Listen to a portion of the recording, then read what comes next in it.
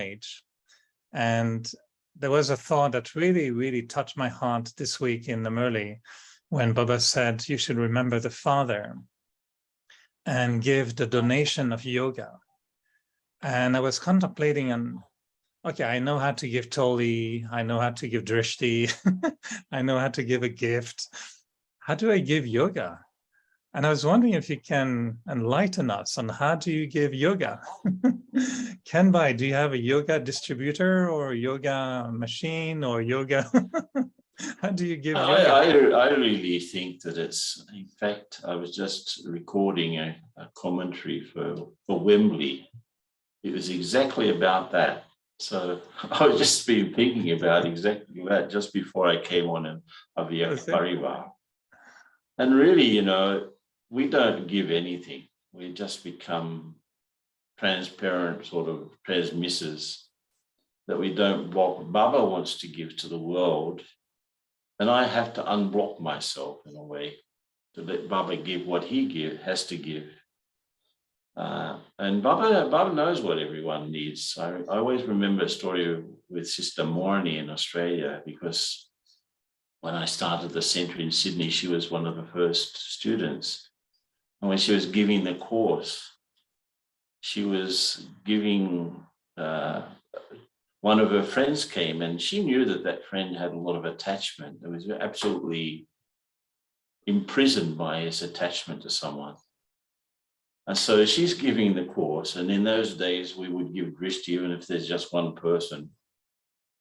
And she's thinking, Baba, give this soul power to overcome his attachment.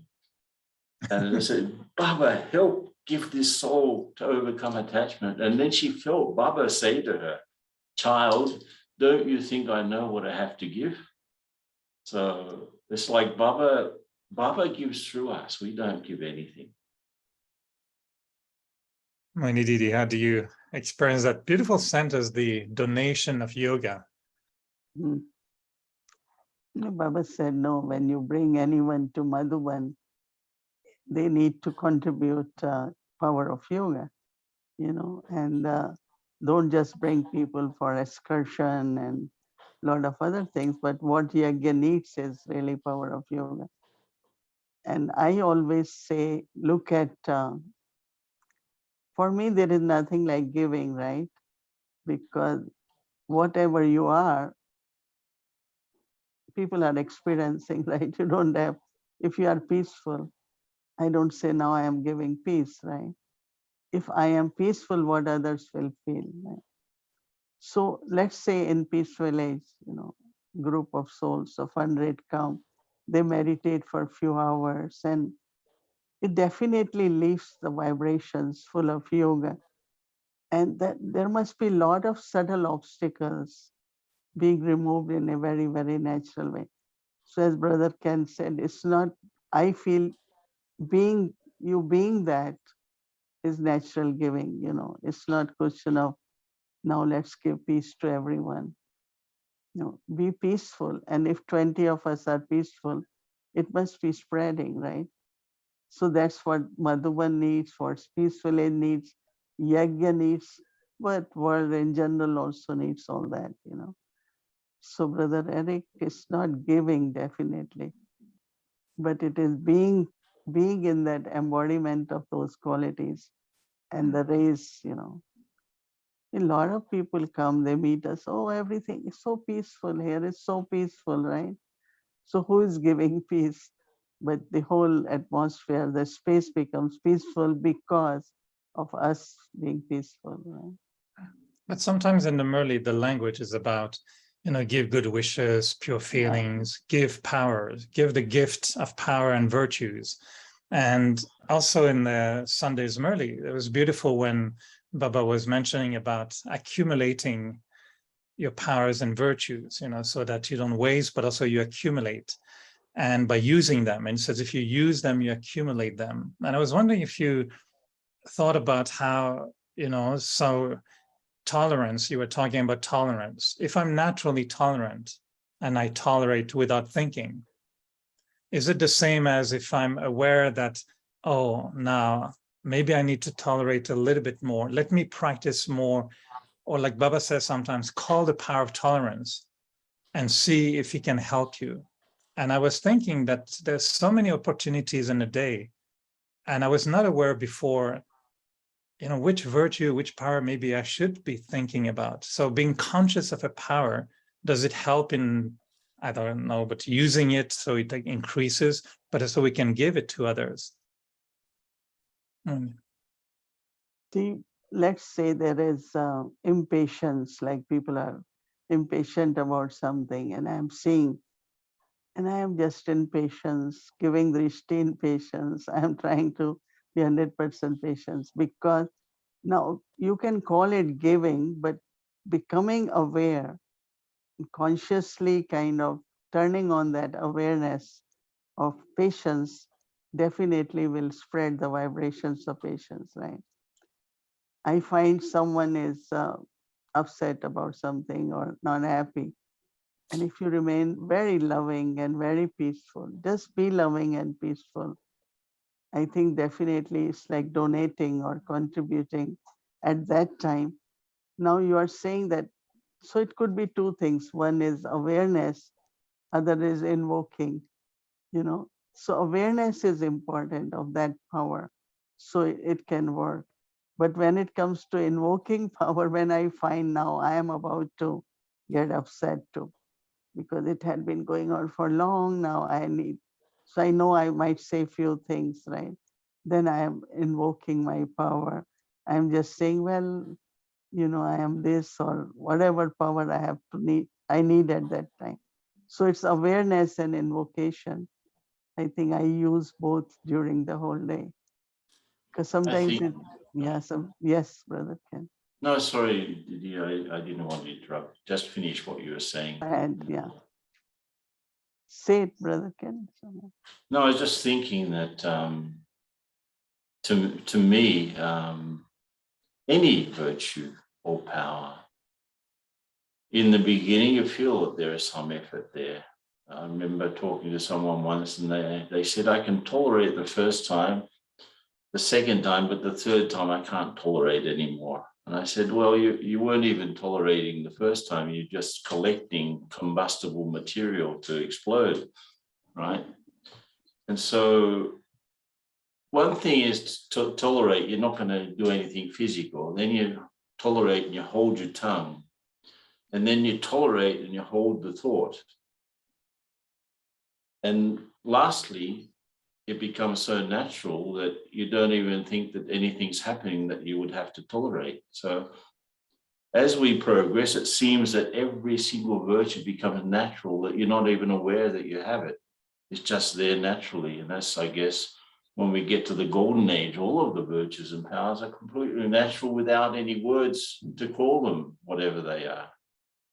So, but to progress and to go higher and higher in your efforts, if one day you find yourself not so perfect, and you catch yourself being slightly imperfect, do you ask yourself, oh, maybe I should, invoke or use, maybe I'm missing discernment. Maybe I need to practice discernment. I think so. I mean, none of us are perfect yet. And so you will feel that there's something missing. And then, in your check, especially if your conversation with Baba is sort of ongoing, and it becomes very apparent that some little thing is missing, and then you can make up for it, it seems. I mean, we're not, we shouldn't feel bad about having not that little bit that I need. It's just, okay, as Baba said, check and change. And I think we're always doing that. And that's the method for progress. Check, change, do what you need to do, have more yoga, speak less, get more done, that sort of thing. And we just go on progressing. And that's what it seems to me. It doesn't seem to be a hard thing to do. I think when we use a virtue, it keeps becoming power. So Right. Tolerance is a virtue, but tolerance is also power, right? So I'm using a virtue of tolerance, And as much I use, as Baba said, use it, it's becoming power. And when it's becoming power, that percentage, as much as the power, becomes natural to tolerate. And when Baba keeps saying, have all the powers, that means you use all the virtues in interaction and adverse situations with facing challenges, and they keep becoming the powers. And those powers are with your mind, intellect, and even sanskar. Becoming sanskars also is a great, becoming full or becoming embodiment. So virtue has to change into power. But I have a strange question for you, Mohini Didi. Are you aware of your power, or is it Yeah. just natural that you don't know? Or are you aware of how big the power is getting, or do you feel sometimes, oh, there's really power? How do you feel your power when you? No, see, I think that when there is power, let's say in this room there is power, right? It's only when you turn on light or if something happens, how do I know power when there is a situation, or it's like someone says something and you internally feel little bit disturbed about that.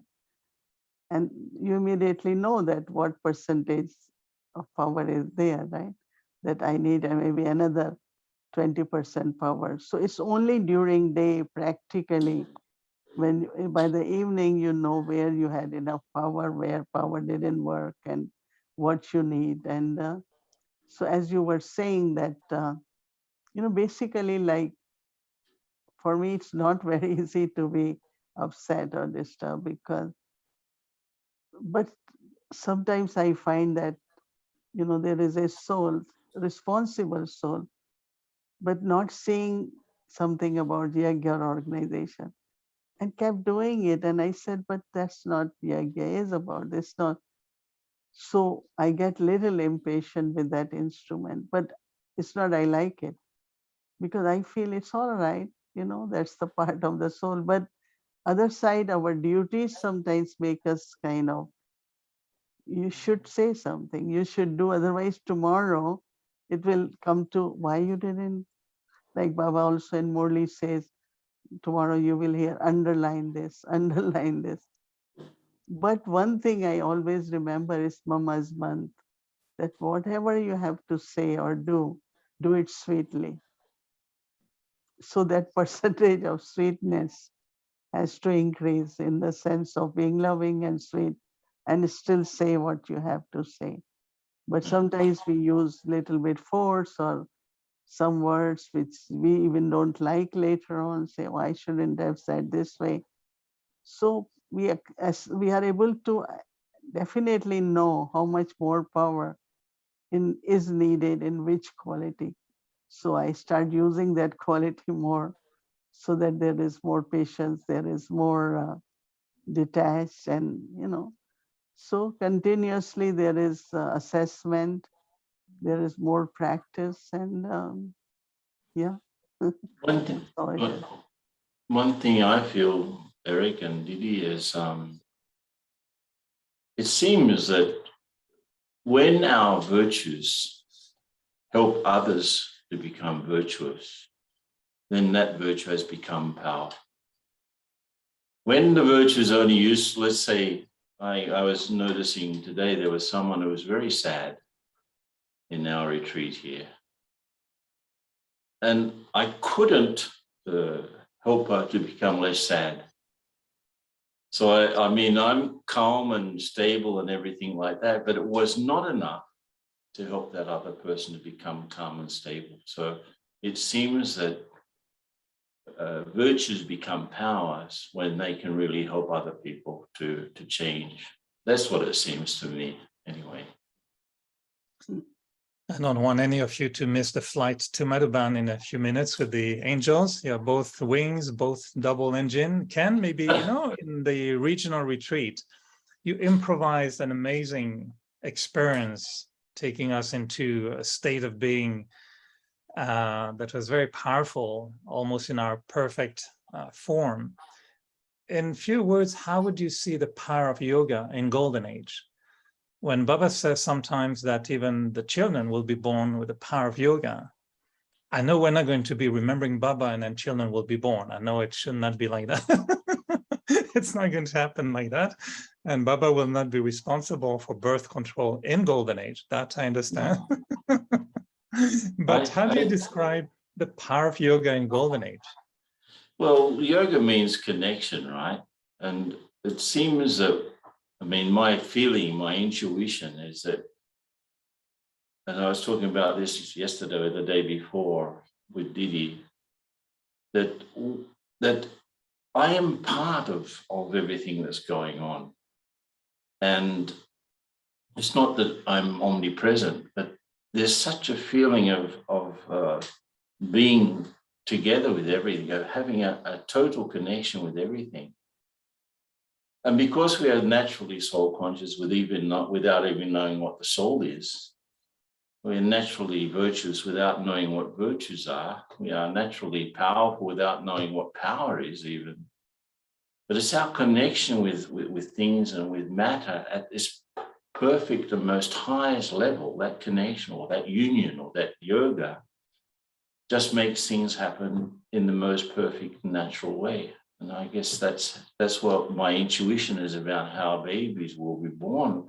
We need to continue the race, right? We need to continue to produce bodies.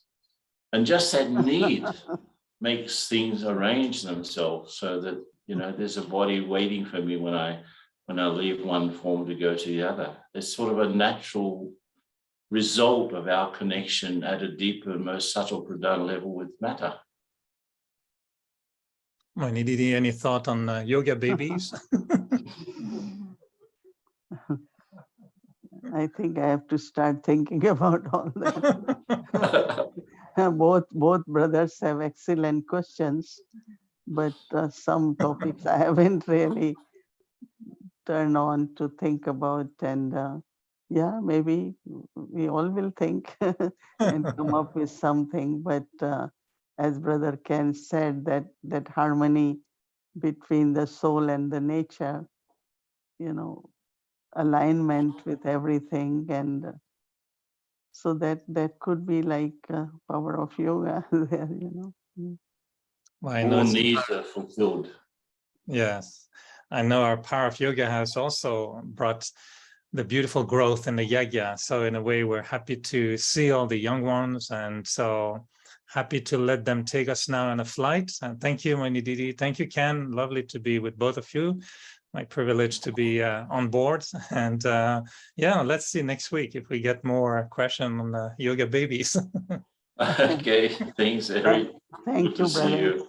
All right. Shanti Didi, bye. Om Shanti.